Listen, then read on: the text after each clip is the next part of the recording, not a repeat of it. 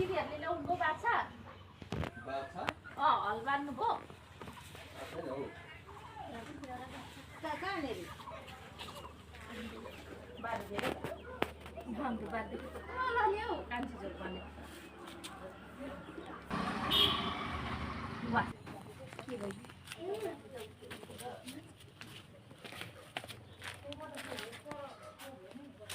यो चाहिँ क्या राम्रो कुन फुल छ क्या माथि सबै झारेको खोइ यो कस्तो फुल छ सोध्नु पर्ने भयो